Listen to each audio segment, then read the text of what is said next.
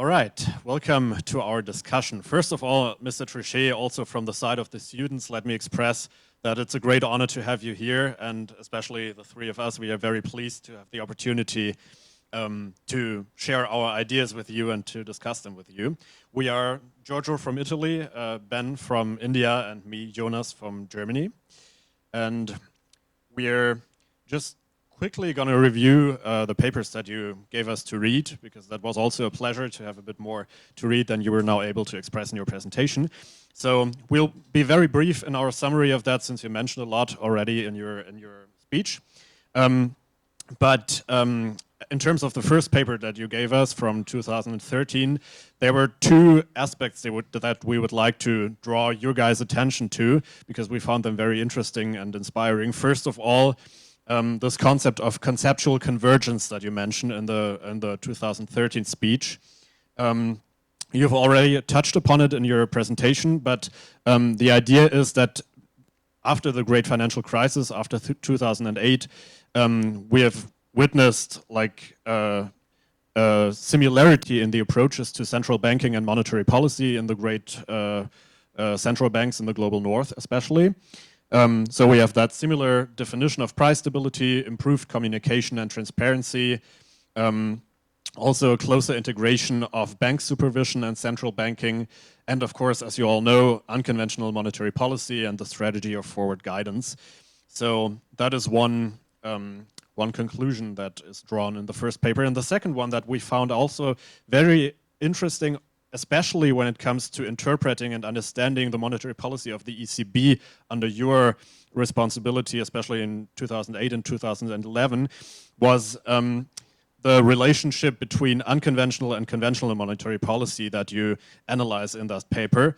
And you identified two paradigms in that relation. First, there's a paradigm which we are probably all most familiar to, since we're economically socialized in the era of unconventional monetary policy, that we see unconventional monetary policy, so asset purchasing programs and liquidity support, as kind of a natural extension of interest rate policy when interest rate policy has reached the zero lower bound.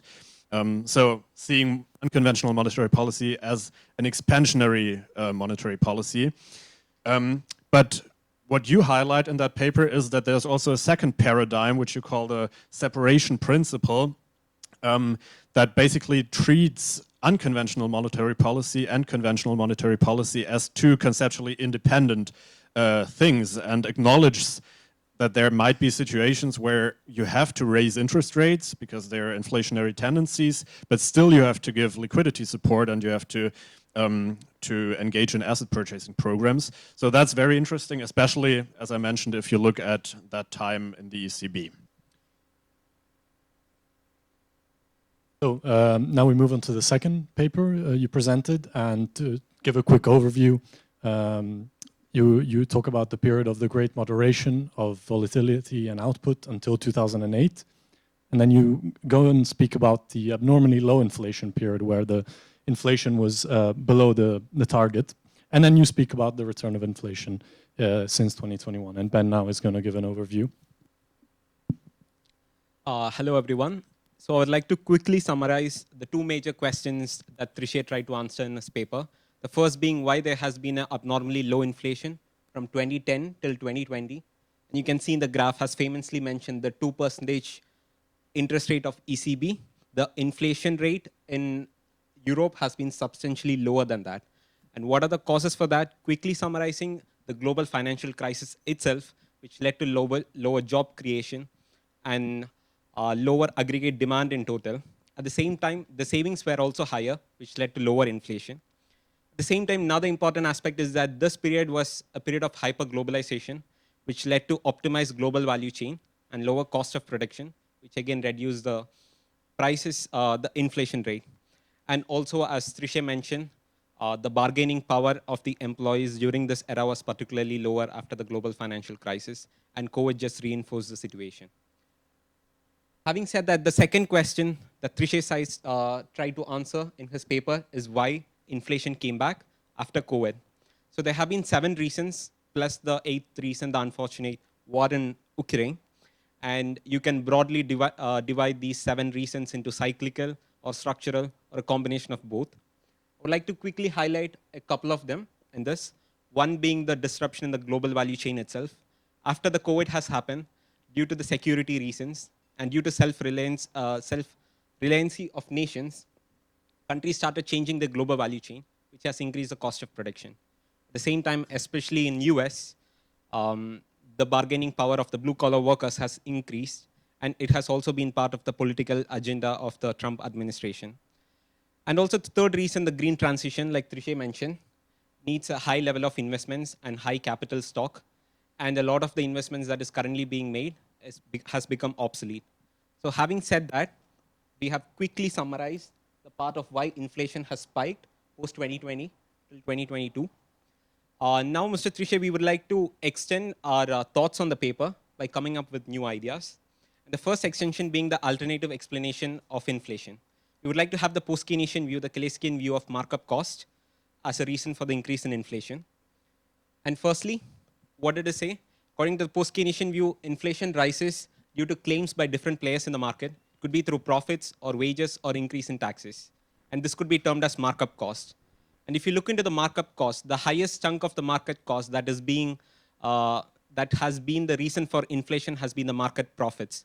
And there has been substantial evidence in the euro area that the increase in profit margin has been one of the reasons for markup cost.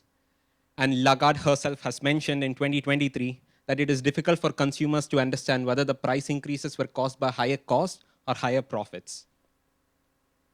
Having said that, a paper by Bank of Greece in 2024 again gives empirical evidence on this idea. If you look into this graph, especially in the period of 2021 till 2022, the highest chunk of GDP deflator has been caused to the gray area, which is the unit profits, and this has been consistent during both the years. And it has increased the GDP deflator by 2.2% and 4.6% respectively. Finally, the paper also tries to understand that the paper also explains that the countries which has higher level of competition has lesser level of markup profits, and the countries which has higher bargaining power also has substantially lower level of markup profits. And the classic examples of the study can be explained with the example of Germany and Greece, whereas Greece has very low level of competition and Germany has a higher level of competition. And you can see that the share of unit profits and markup profits and markup wages is substantially different in both these economies. Finally, one last point that you have mentioned in the last part of the paper is that it's the marginalized or the vulnerable communities that gets most affected by the inflation. And I would like to quickly explain this through food inflation, which has happened particularly during this period. If you look into 3 countries that I have taken here, which is Laos, India, the country that I come from, and France, which belongs to 3 different income categories. If you look into the consumption expenditure of the people of these countries into food, which is a basket of good which is priced inelastic, is 50%, 30%, and 12% respectively. So with the increase in inflation, one of the basket of good which substantially gets quickly affected is food. And this kind of effect clearly shows that the inflation has a higher impact on the marginalized communities. Having said that, we would like to go with the next extension. Thank you, Ben. So in my extension, I would like to dive a bit into the question whether and to what extent interest rates are actually a reliable instrument in controlling the price level and economic activity. So that might sound strange at the beginning because we all know, of course, if we raise interest rates, then inflation will go down because we have higher investment costs and so on, and the opposite is also true. You're probably all familiar with these 2 channels, the asset price channel and credit supply channel. But I would like to draw your attention to 3 problems in relation to the transmission from interest rates and monetary policy to the real economy. And the first problem is that we might face kind of an asymmetrical impact of monetary policy on the real economy. So central banks usually set the money market rates, and then the rates that are actually relevant for taking loans in the real economy, so credit market rates, are defined as a marking up of these money market rates by banks. And this markup is, of course, dependent on risk assessment and on uncertainty in the markets. And it is clear that when the central bank increases the money market rate, then credit rates will also be increased by the banks. But the opposite case is not necessarily true, because if we're in a situation of economic turmoil, then central banks might lower the money market rate, but the commercial banks might not follow that because they change their risk markup and their assessment of uncertainty. So there might be an asymmetry in the transmission of monetary policy. Second problem is maybe even more substantial, the problem about redistribution effects. So we are used to looking always on interest rates as a cost factor for firms in investment. But there's also another side to it, because interest payments are also like an income source for people holding interest-bearing assets. And as Lavoie famously pointed out in a paper in 1995, it depends on the relative magnitudes of these two effects, whether raising interest rates is actually contractionary, as it's supposed to be, or even maybe expansionary. So that's also a question on the conceptual level that I find interesting to discuss. And last but not least, as Hein points out, rising interest rates, as they increase the costs of investment, they could also actually raise firms' target profit shares and lead to inconsistent claims on GDP and thus conflict inflation. So there might be also an inflationary pressure stemming from increased interest rates. So far on that. Of course, there's also the topic about unit labor costs. You mentioned that already in your presentation. And that leads me to the introduction of an alternative mix of policy or policy approach, monetary policy approach, inspired by post-Keynesian economics, which would say we should actually shift the burden of price stability from monetary policy to coordinated wage bargaining, since unit labor costs are such an important component of inflation. In the European Union, we all know that divergent trends in unit labor costs have been very harmful for the union, so that might be a focus here. And then the question remains, what role should interest rates then still play? And the post-Keynesian view on that is that basically interest rates should be an income distribution variable. So there are various approaches here, which I summarized on the slide, that basically try to have interest rates as stable as possible in order to stabilize functional income distribution between profits and wages. So that's an alternative view on interest rates and on monetary policy, and I'd be super happy to discuss that with you later on. And now I pass on to... So the third extension we'd like to talk about is the relation between climate change and monetary policy. So you've listed many causes of inflation, but we'd like to focus on a reason that has recently been introduced, which is the impact of climate change. So climate change has identified macroeconomic impacts. It's thought of as a negative aggregate supply shock. So warm temperatures and warm temperature anomalies and natural disasters theoretically decrease output and increase inflation through, for example, a decrease in the labor supply, a decrease in the capital stock, and a decrease in productivity. And this has been empirically studied by various ECB researchers, and they do find a negative effect on output and an increase in inflation. The second risk that climate change poses is to financial stability. Another ECB report finds that about 80% of euro area loans to non-financial corporations are to firms exposed to physical risks. And this obviously has implications for financial institutions. They face increased insurance claims, high risk of defaults, losses on investments, and asset repricing. So the key message we want to draw from this literature is that climate change falls squarely within the central bank's mandate. But we would say that don't take it from us, take it from ECB President Christine Lagarde. There's two great quotes here.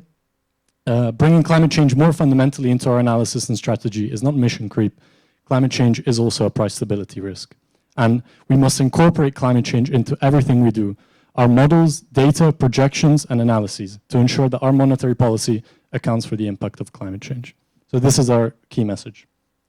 That being said, what can central banks do about it? We identify 4 aspects. The first is modeling. Central banks' workhorse macro models do not include climate variables. A clear solution here is to build models, either new models or integrate in the existing structural and semi-structural models, integrate climate variables and emissions, as for example, a recent Banque de France paper does. The second is balance sheet policy. ECB corporate bonds are overwhelmingly concentrated towards carbon-intensive issuers. And again, the solution here is you have to tilt your portfolio towards more green issuers. The third is a collateral framework. Again, a problem is that 59% of corporate bonds pledged in ECB refinancing operations are issued by carbon-intensive firms. And again, we need climate-related criteria on what assets can be pledged in such operations. And this is a especially crucial factor now that the ECB is tilting away from permanent holdings on its portfolios more towards temporary refinancing operations. And the fourth aspect we identified is preferential lending. This would entail additional central bank facilities offering lower interest rates to central banks exposed to green lending. That being said, how's the ECB fared? I say the ECB because obviously we have a former ECB governor. And so it has done pretty well on the first 3 aspects. It, in terms of modeling, the Climate Action Plan in 2021 strives to develop models which integrate climate change. The economy-wide stress test also from 2021 evaluates the financial system's robustness to climate risk. In terms of balance sheet policy, in 2022, the ECB announced that it would start tilting its portfolio towards green issuers. And for the collateral framework, it recently announced that starting this year, it would introduce a climate factor, which essentially penalizes the value of assets pledged in refinancing operations if these assets are exposed to climate risk. We think there's space for deeper integration and deeper advancement in terms of green monetary policy, because it has not, ECB has not yet adopted preferential lending. And we mentioned 2 examples which the ECB could take inspiration from: the Bank of Japan's climate response financing operations and the People's Bank of China's carbon emission reduction facility, which are both green facilities which offer lower interest rates to banks which want to take up green lending. So overall, Mr. Trichet spoke about convergence on the 2% mandate, but we also want to see, is there convergence regarding climate change among central banks? So major central banks in both advanced economies and developing economies, that is the ECB, the Bank of Japan, the Bank of England, the People's Bank of China, and the Central Bank of Brazil, are all converging to recognize that climate change is relevant to the mandate and for the need for a green monetary policy. There is one stubborn outlier. It is the Federal Reserve in the United States. Because if you look at the positive money green central banking scoreboard of 2024, it ranks 3rd last in terms of green monetary policy. So we think that if we really want convergence, we need the most important central bank to change its targets. And now we have 3 questions for you, Mr. Trichet. Good start. The first question is, in the aftermath of the global financial crisis, the bargaining power went down in most advanced economies. But France was an exception, like you mentioned in the paper. Similarly, France was one of the few countries which had higher wage markup than profit markup during the 21-22. So what do you think makes France unique in this case when it comes to labor power? Yeah, the next question is maybe a bit naive and maybe also a bit provocative, but I thought it might be interesting to discuss that with the president, former president of the ECB. And the question is, because I usually hear that oftentimes in discussions with fellow students and economists, do we actually expect too much from the ECB and maybe from central banks in general? So are interest rates really an appropriate tool for fine-tuning the economy and maybe even to manage the price level stability? Or should we maybe aim for alternative measures such as coordinated wage formation and bargaining and have a different role for interest rates to play, especially in the European Union where we have this heterogeneity of member states and only one coordinated monetary policy. And the last question is, do you agree with the recognition and the inclusion of climate-relevant central bank mandates and the development of green monetary policy? And if so, why? And if not, why not? So again, thank you very, very much.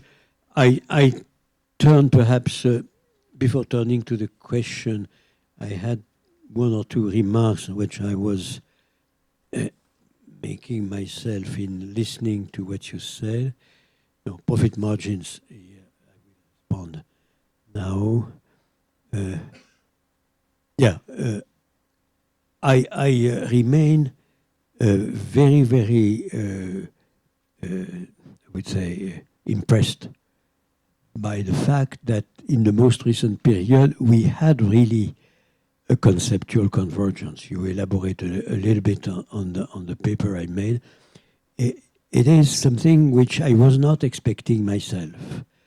And in terms of stabilization of the global economy, the fact that you might have at certain period of time such a meeting of minds between responsible entities, namely central banks, not depending on their characteristics, so developing world, emerging world, and advanced economy. I was myself at a certain moment the president of the Global Economy Meeting in Basel, you know, where you have all central banks meeting together, reflecting on the global economy. It is really something absolutely unique. And this frequent comparing notes episode that we had and that we have, and they still have, is something which is of extreme importance and does not exist in the executive branch, of course, constituency. It does not exist anywhere else, but is something which is very much under-assessed, under-understood, but is extremely important. Also, on this problem we had to compare what we could do or not do in terms of, you know, this famous separation principle. I have only to mention, as I said, that I was not myself in a situation where I had to combat the materialization of the deflationary risk.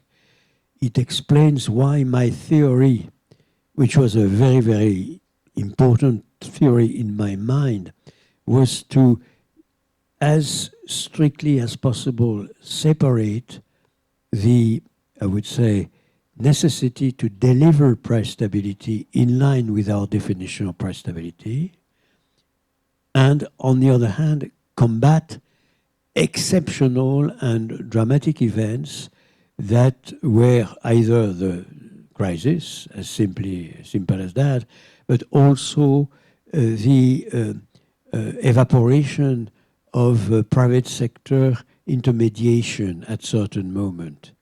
And then, of course, you had to mobilize on the unconventional dimension of the central bank and the monetary policy.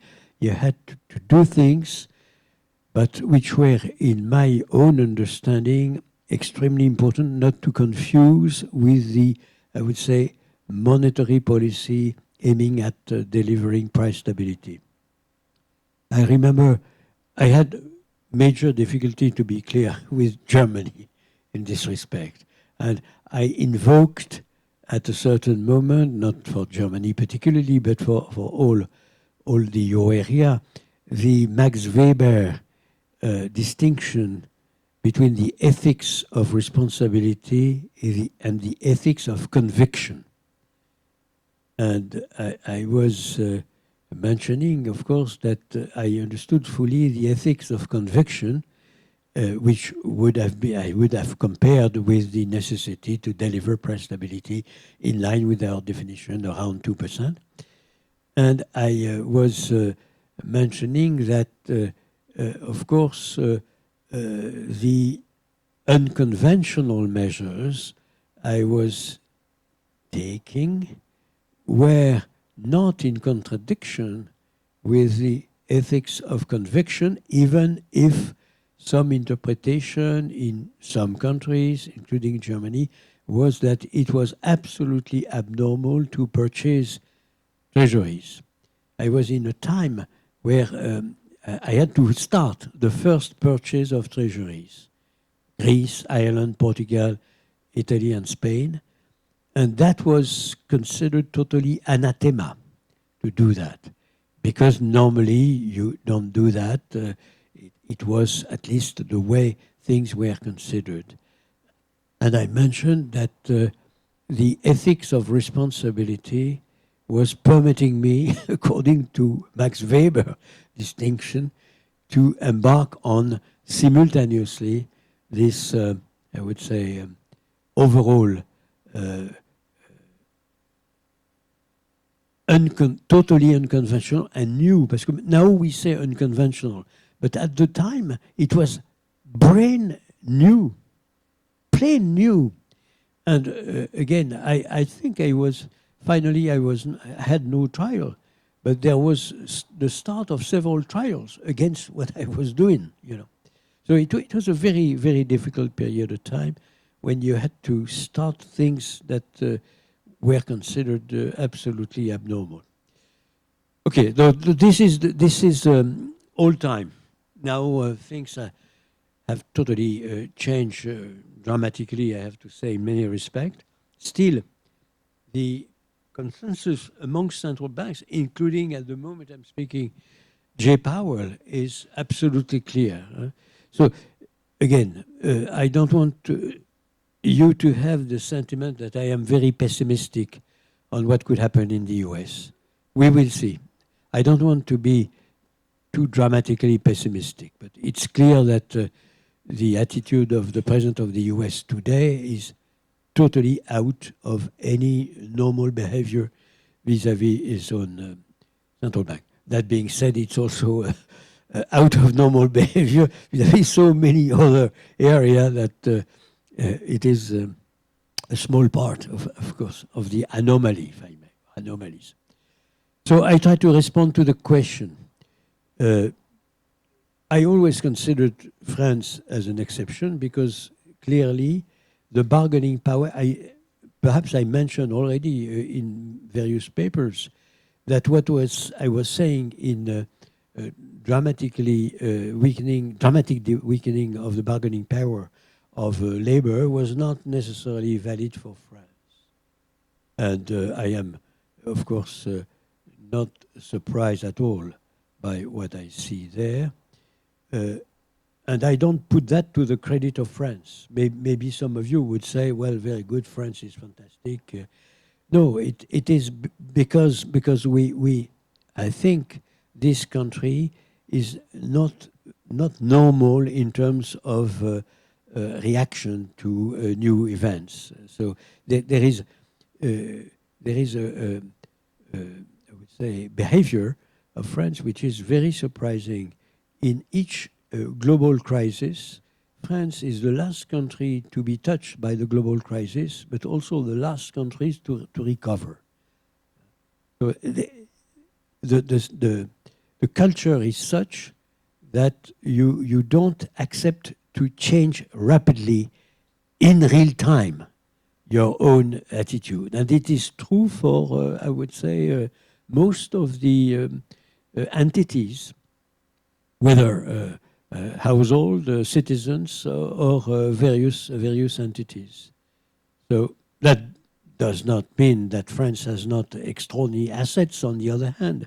But this is clearly something which is not surprising at all. If you take the 29 crisis, you will see France resisted the crisis much longer than all other advanced economy at the time, and was also late in recovering as a, I would say, counterpart of this bizarre attitude. Of course, we could dig and try to understand better exactly why.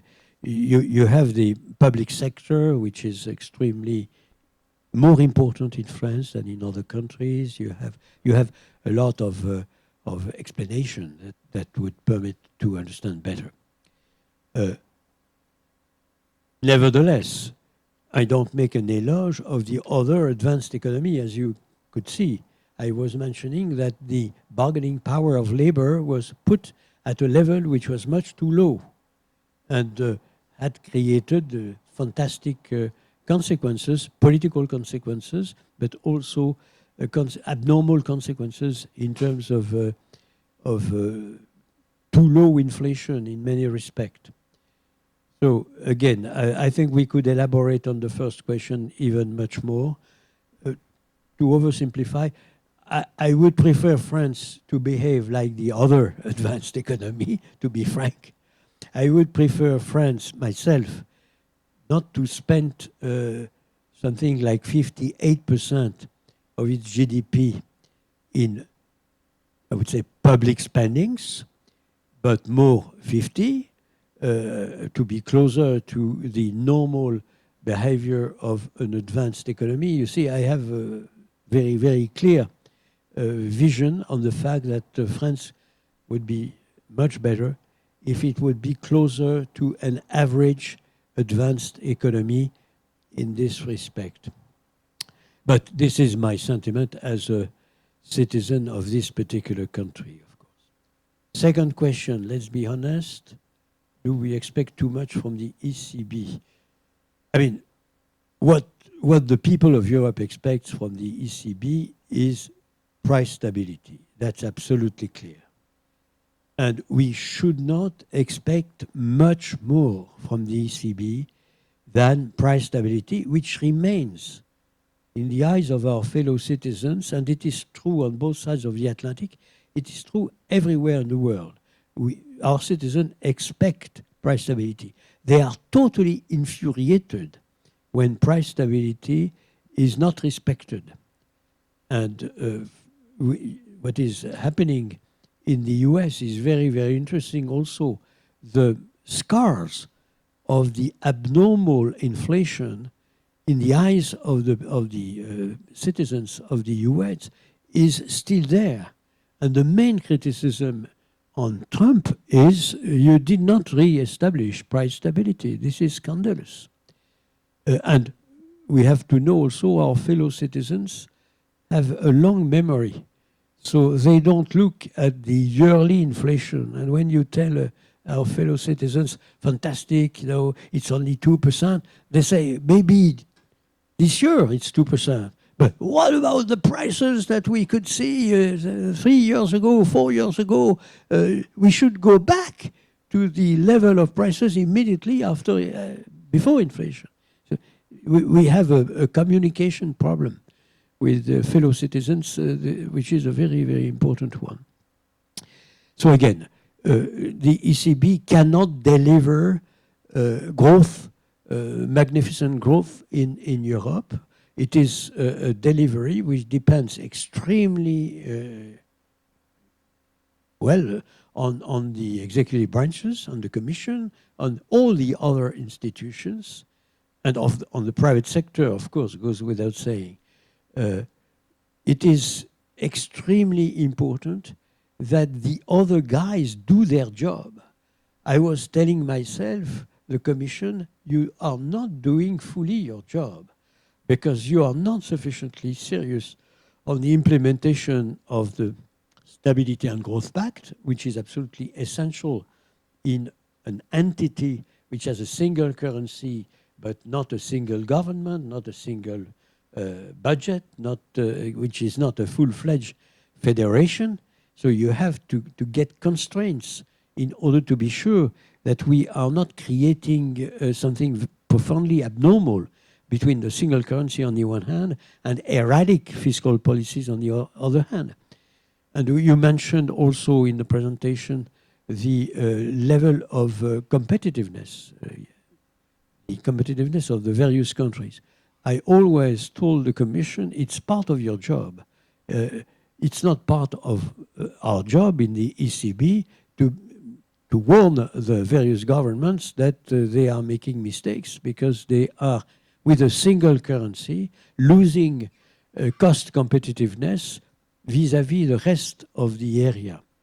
The crisis was triggering the European to create a new way of looking at competitiveness in the euro area. In my opinion, it is not sufficient at all. I mean, there is something there which is totally insufficient, and the complicated things, it's much too complicated, and we should be able, as I was doing myself, to tell the Minister of Finance all together, look, these are the figures.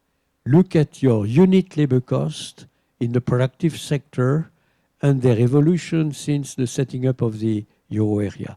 And then you had enormous differences.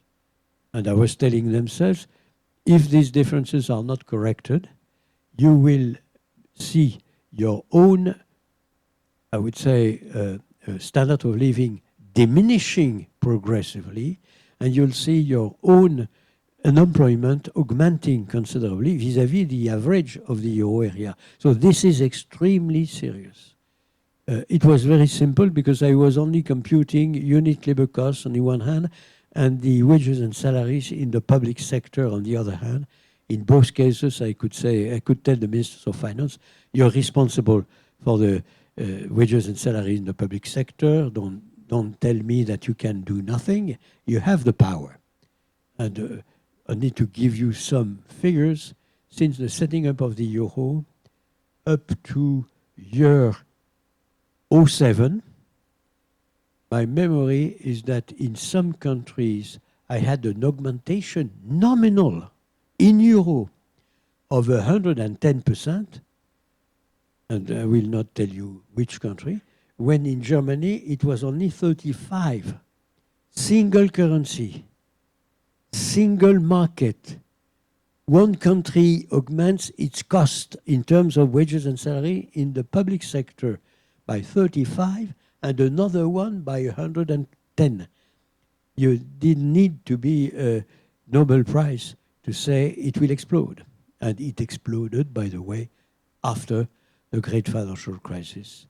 It was the very, very dramatic episode of the sovereign risk crisis in Europe. I don't suggest that we are in the same situation. We are not at all, fortunately, in the same situation. By the way, the countries that were in a dramatic situation at that moment are now behaving extremely properly. Greece being a case in point, because Greece has quite, I don't know whether Greek citizens are here, but in terms of macro policies until now, they did a good job. And the others also. So, I'm losing the question.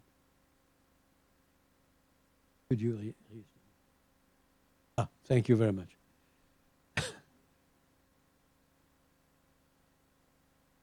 Oh yeah, of course.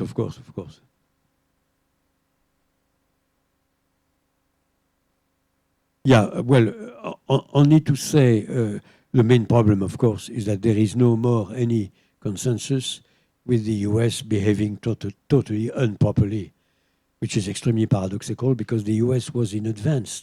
The private sector in the US was in advance, and the states in the US were in advance vis-à-vis the rest of the world. So it's extraordinary to see the US playing that game. Now, on the central banks, I am a little bit more cautious and prudent. I think that what they did until now is good.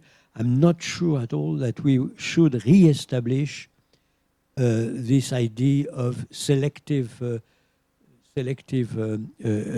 would say, credit, direct selective credit, saying that the central bank has the responsibility to refinance at a lower level such and such investment. That is, to me, totally to be rejected. So I'm very happy that it was not followed. I don't remember who explained this, but yeah, I'm very happy with that. Because otherwise, what would you say when you have the guy who says we have a number of poor citizens in our country, or poor households, or which is much too. We have to finance them in a selective, I would say, asymmetric way. So you cannot say no. The green transition is much more important than. And what about education? What about University of Excellence? What about to take today's problem? Weaponries, the tanks, the planes. So you see, you cannot choose. In my opinion, they stopped at the appropriate level. They should not go beyond, in my opinion.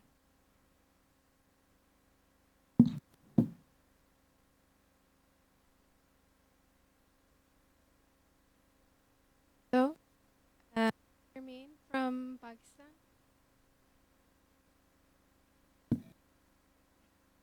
So I had a question for you because you were mentioning how important it is for the central bank to follow its mandate on price stability and financial stability. And you said that, for example, to have a collateral framework in line with the green monetary policy, it's more redundant for you because it doesn't make sense because there's some investments that are important, like on education and weaponry or other stuff. But do you not agree with the fact that financial stability and price stability is very much impacted by climate?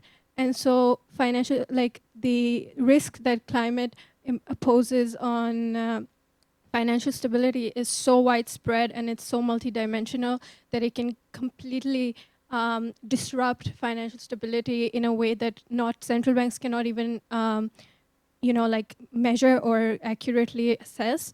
So this is something that's extremely important for their primary mandate. So collateral framework in line with monetary policy becomes very important in that sense. So what do you have to say in regards to that? Thank you. If you are mentioning, if you don't mind, we can collect maybe 2 or 3 questions and then.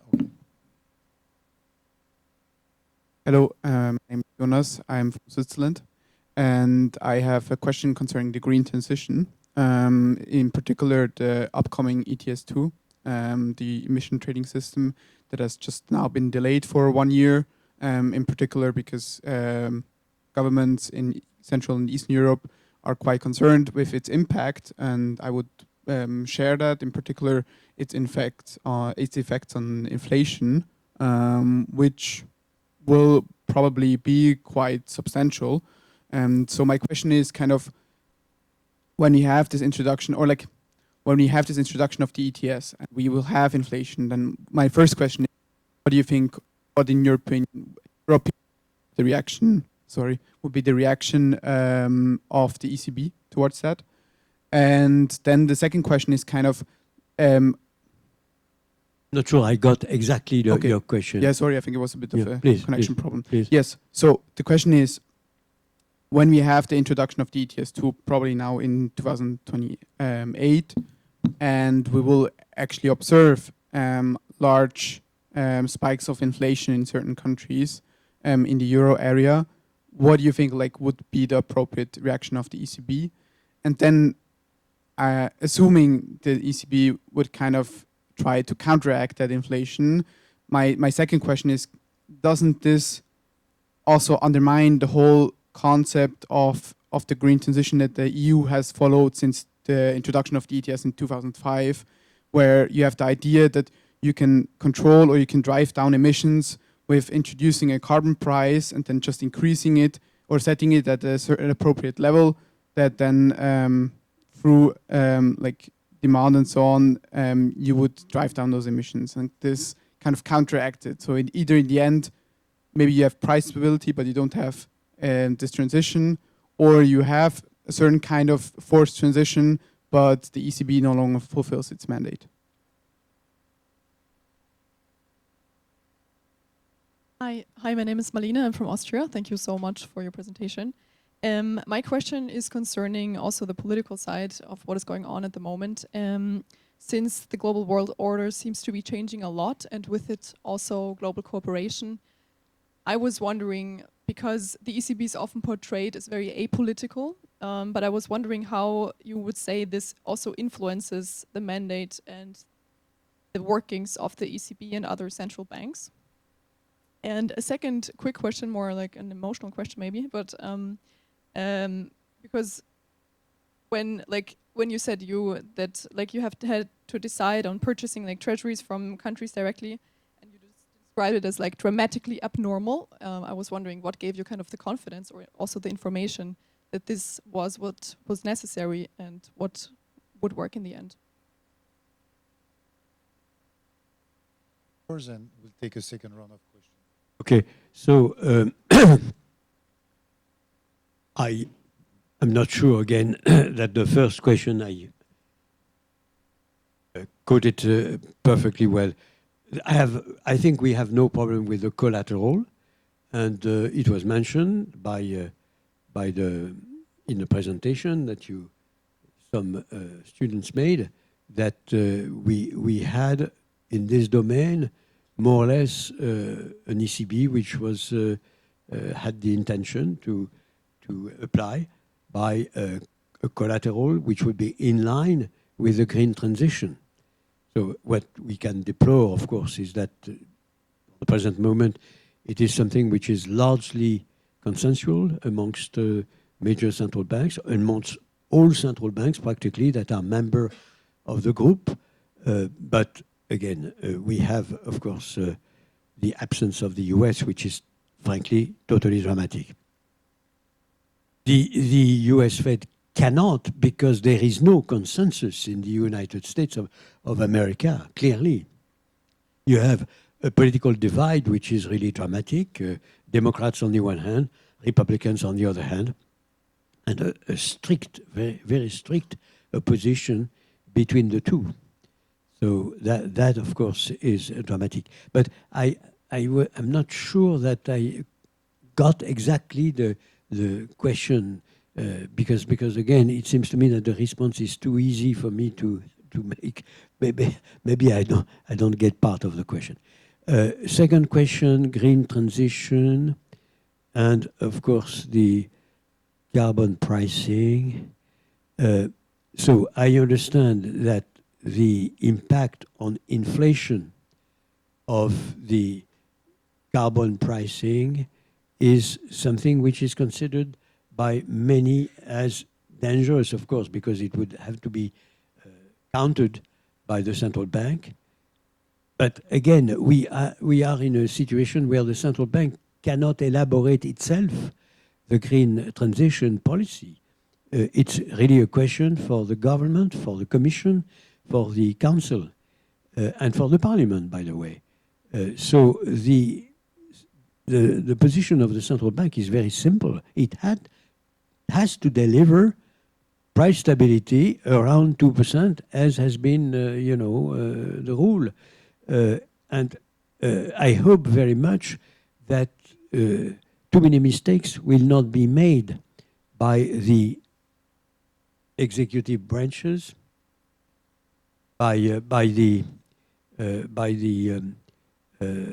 Commission, Council, and so forth, and Parliament, because it would be very grave if we have ourselves on top of all the consequences which I listed myself as being negative for inflation due to the green transition itself, to add an additional element which would be inflationary, directly inflationary. So again, I understand that was the question. If it is the question, take my response as my response. If it is not a question, you will maybe in a second round tell me that I did not respond to your real question. As regards the third question, of course the ECB is apolitical. That goes without saying. The ECB works under the control of all our fellow citizens with a very, very clear mandate, which was given by all democracies in Europe. And the control of the delivery is extremely easy. You look at the overall CPI. So you have all means to control what the ECB is doing. I can testify myself that I was never under the pressure of a particular political branch, a particular country, a particular section or part of the European Parliament. It's really a level of independence, but you're totally depending on your own country, on your own people, on the people of Europe. They see what you do. And you have to go regularly to the Parliament. I had to go to the Parliament of Europe 6 times a year, at least, because there were other meetings, but 6 times a year, per year, I had to go to the European Parliament. The executive branches, quote unquote, in the form of the Commission and in the form of the President of the Eurogroup, were invited to all decision-making, I would say, episode of the ECB. So they are present when there is the discussion to see whether we will decrease rates, increase rates, or doing this or that. They are present and they can intervene. They are asked to intervene. So don't consider the ECB as being out of the, I would say, the rest of the society, the rest of the responsible entities. It's totally plugged in, and so I respond to the ECB. Yeah, really apolitical. No, political influence. You cannot avoid that from time to time. You have, I would say, public declaration made by a government, a president, a prime minister, asking the central bank to decrease rates or to never to increase rates. By the way, it's always totally asymmetric. This is part of the life, but I don't consider that an abominable, I would say, intrusion of politics. I mean, it is something which is they have their universe, we have our universe. I remember once when I restarted to increase rates, I had out of 12 countries that were members of the euro area, I had 11 ministers of finance saying more or less that they were not in favor of such a move. That was part of the life. I don't consider that it was something that would have any dramatic consequences at all. This was for the Austrian student. I don't know whether I responded to all your question. Pardon me? More or less? Okay, fine.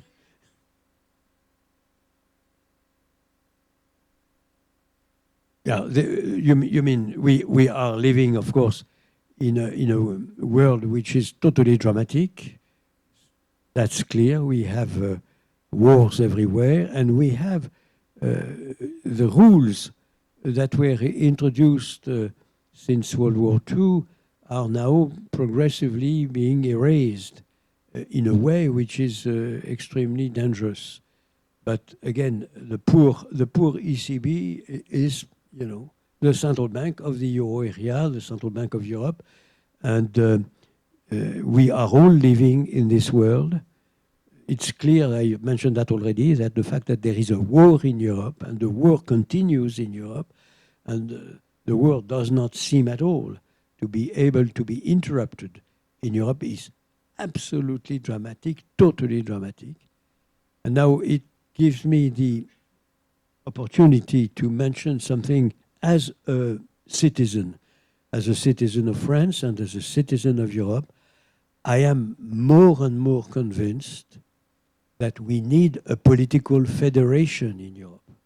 We cannot continue in Europe of being passive in front of a negotiation, a direct negotiation between Russia and the United States of America, Europe being put aside. We cannot be absent of the negotiation in the Middle East between, again, the US and, I don't know, Iran or whatever. It's absolutely abnormal, in my opinion. We cannot tolerate that eternally. The only way of being influential is to be a full-fledged federation. It is, of course, extremely difficult politically. I don't know any country where you could say overnight, okay, we go. But if we don't move in this direction, if the Europeans don't move in this direction, they will be totally dwarfed. And the first European countries, I'm speaking to the entire world, so I have to be cautious and prudent, but most of the students that are there are themselves either in a centralized state or in a federation. The most influential European countries at the end of this century will be number 20 in the world. So they will have no say in any of the important negotiation which will take place. And it's very clear. Number one and ex aequo will be, 1 and 2, will be China and India. Number 3 will be the US. Number 4, that depends, might be Pakistan, Indonesia, Brazil, Mexico, Nigeria, you name it. And to get to the first European country, whether Germany, Italy, France, Poland, you will have to go to number 19 or 20. So it's difficult to imagine that the European could be that stupid not to unite in order to be perhaps number 6 voice in the global discussion, because they have values that are legitimate. They have traditions, they have an history. So again, I don't want to dramatize the situation, but that is my sentiment. Hello, my name is Alina. I'm from Argentina. I'm not going to talk about inflation in terms of what is bad for us. But yes, I would like to highlight that there is something that it was not mentioned until now, that is like the gender impact in this issue. And I think it's really important because just to say one thing, in general, women has less access to pension and also less possibilities of have savings. So our tools to respond to all these inflation shocks are different. And I want to take okay, so what can we expect from the ECB, taking into account that you didn't have like any gender quota or any gender policy inside the organisms. So how can we expect to tackle this issue also if they are taking, if you are considering also the reproductive work as an externality and something that is infinite, but actually when you are like in situations of moral crisis, is there, and especially in the care world when they are like absorbing all these issues. So maybe what will be your saying about this? I am, Madam. Could you stand up again? Yeah, but I'm not sure that I got the question really. Yes. Could you sum it up in Of 3 course. words? 3 words. What about gender quota or gender policies inside the ECB to see these all inflation problems also with the gender perspective, meaning knowing that it's not neutral or apolitical? How are the effects of all these policies? Speaking of gender, Yes. Men and women. Is that right? I mean, if, not only Not only. that, I mean, yes, we can talk. Okay, I can say yes, but actually, no. Because, I mean, if you take into account also the tools that has, I mean, statistically of how to respond to these inflation shocks, if you are part of the trans community, of course, we can also talk about that. But if you want, we can keep to men and women. Sorry, what is the relationship between inflation on the one hand and the gender balance on the other hand? The relation is that the effect of inflation is not the same for men and for women because of how are our access to savings, and also how is like our access to difference in wage, and also because when you have like an economical crisis. Okay, I got it. Okay. Thank you.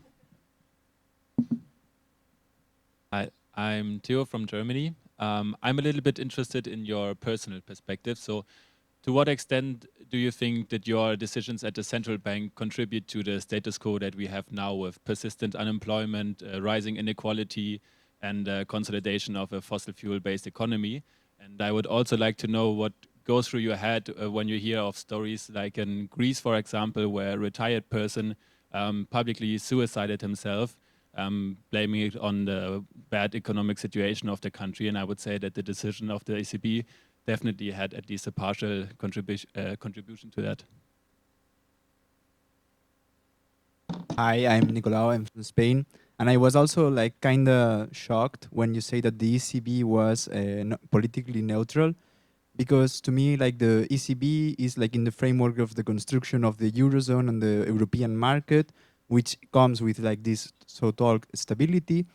And the fact of having one centralized bank and centralizing like and taking out like other central banks, like the Bank of Spain, for example, to me it comes first of all with like a political decision, not even like democratically done, just like imposed to the population, and also the effect of like the possible developments of this economy. For example, we can see, as Theo mentioned, in Greece or in Spain, where after the great financial crisis, tourism was one of escapatory for those countries. In Greece, accounting for, I think it was like 20% of total employment. Spain is like 10% of the GDP.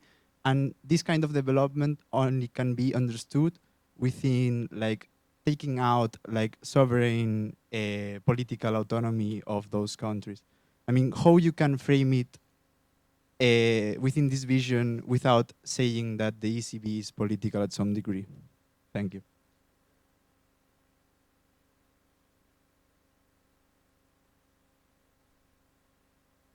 Hello, my name is Sophie. I'm from Belgium and Rwanda. So I have a question regarding what you said at last, because you said that there is like this thing of like France and also the European losing influence in the world. That is a fact. We see that, but I don't understand why is that much a problem. Why Europeans, us, think it's so much a problem in future years. I just think that we're so few of us. We should like for once stay in the backup, I think. And so yeah, I mean, why do you wanna be? You said okay, maybe it's going to be United States, China, and why would we want to be the third ones to discuss and to be on the table? I think yeah, we should for once just stay quiet and coming from both sides. Like, are you speaking for Belgium or for Rwanda? For Rwanda, of course. For Rwanda. Yeah, for Rwanda, coming from a southern country, but also from a northern country. I think we should sometimes stay in the back. Thank you. Okay, thank you very much indeed. So very rapidly, I try to respond to the question. The fact that the basket is not the same for men and women, the basket of consumption, not the same for men and women, is a real problem. There is absolutely no doubt about it. And it has to be treated, in my opinion, by governments, parliaments, I would say unions. It's something which cannot be treated by the central bank. Otherwise, we would have to have two CPI, Consumer Price Index, one for men and one for women, and then we would be obliged to merge the two in order to have something like a good measure of what we are doing and intend to do. So again, I have to say that I have a difficulty to put on the responsibility of the central bank this issue of imbalance between the purchasing attitude and balance of men and women. So I have no other comment on this particular Argentinian question, if I'm not misled. By the way, I know Argentina quite well because I had to negotiate with Argentina in a very ancient past the rescheduling of the debt of Argentina. And it is really dramatic to think that Argentina is recurrent with such problems regularly. I mean, so I had very good deal. We helped Argentina to the maximum amount possible, I trust. But it's hard to believe that a country which has such assets, such past, such capacity to produce wealth is regularly in such important and dramatic difficulty. So I turn to the next issue, which was very much, you are totally political. I'm summing up. Part of the question was the case of Greece. Let me speak of Greece, and I'm sure that there are Greek citizens. No, there is no Greek citizen. So at the worst moment, Greece had a current account deficit, namely was asking the rest of the world to finance Greece by 15% of the GDP. And because the rest of the world, if I may, had confidence, because Greece was member of the euro area, because Greece was member of Europe, as some other countries, but Greece was in the worst possible position, Greece was financed until the great financial crisis. The great financial crisis was a shock which was totally dramatic, and after some time, Greece was considered incapable to repay. And there is something which is unavoidable, if I may, both, I would say, in your own attitude as a citizen or as a consumer or as a say, employee yourself. You don't like too much to lend money to somebody in knowing that he will never repay you. And or you are stand ready, of course, to make gifts. But if it is a loan and not a gift, there is a moment where you discover that nobody wants to lend you. And it is what happened with Greece. 15% of the GDP of current account deficit could not be financed. And of course, those who were responsible for this were those who had let Greece taken such an immense deficit. That was something particularly irresponsible. But when you are in such a situation, you cannot avoid to correct the situation. And it is what Greece did, and all taken into account with a lot of pain, a lot of difficulty, a lot of explanations of all kinds, a lot of help from the French, a lot of help from the ECB, a lot of help from the European countries close to Greece, a lot of help from I would say, established institutions that could help the European, a lot of help from the IMF itself. Greece recovered, but not alone, recovered with the help of many other. And all taken into account, Greece did well because, as I said already, Greece is today in a much better situation. So remember that, in my opinion, those who are responsible for irresponsible policies that would unavoidably at a certain moment have to be paid are the real responsible, not those who try to help when circumstances are extraordinarily difficult. You know, they might be scapegoats. The famous Troika was an easy scapegoat. You know, every difficulty we have comes from this Troika, IMF, plus Europe, plus the ECB. But it was the situation which was profoundly abnormal, and the Troika helped with money, with decisions, with the, I would say, maximum amount of help possible. That's my response to the difficulty when one has to redress a situation which is extremely difficult. There was another question on ECB political decision. The ECB is taking political decisions. I'm not sure I understand too well the question. Again, the ECB is under the control of the fellow citizens. It is independent. All what it does is visible, clear, and checkable. You can see what are the results.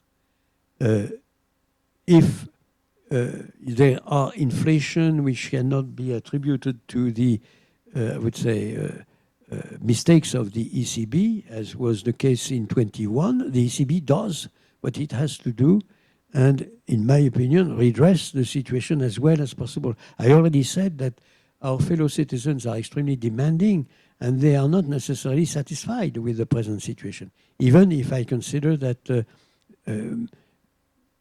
now delivering 2% inflation for the last year, the ECB has done quite a good job, obviously.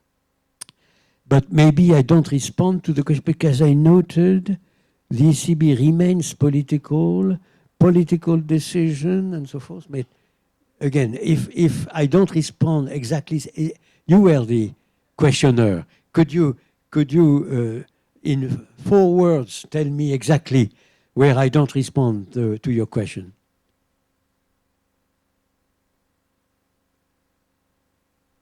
I mean, the ECB is conceived inside the European Union. And the European Union is political in the way it's like a formation of a market. And the ECB is like one of the moderators of this market. But this is like intrinsically political. And especially for the more peripheral countries of the European Union, such Greece, Portugal, Spain, which are somehow pushed out of the main decisions and forced to adapt like some kind of development strategies that, for example, tourism. I'm not sure that Spain is only indulging in tourism, frankly speaking. Each country has its own advantage. I see Spain being extremely active in developing industry, and very well, I have to say. But all that being said, if you criticize Europe as a concept, okay, but it's not our real discussion.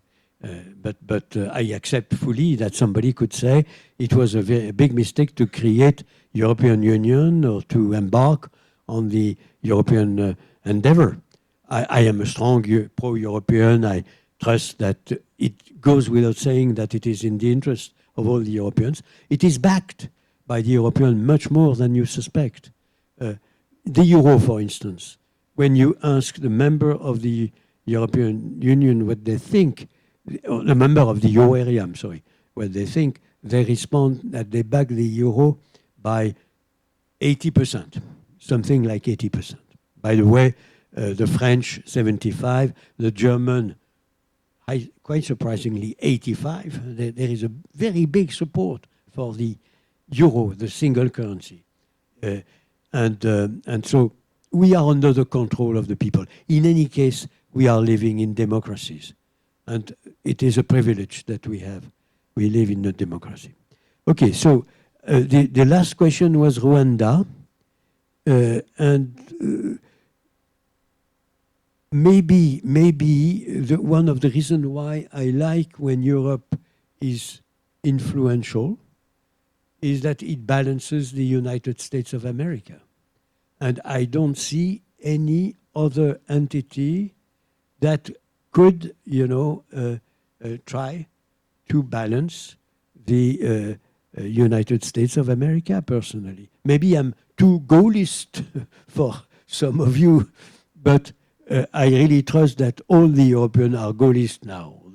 They don't like to be put in a situation where they have no influence at all. I'm not speaking of Rwanda, I'm speaking of Europe and the European, of course.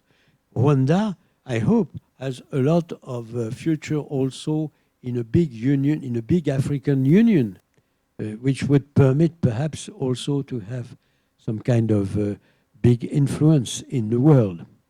But again, these are not at all monetary policy issues, so we should not go too much in this direction. And I see that time has elapsed now.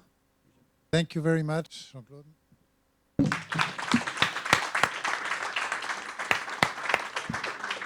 Thank you.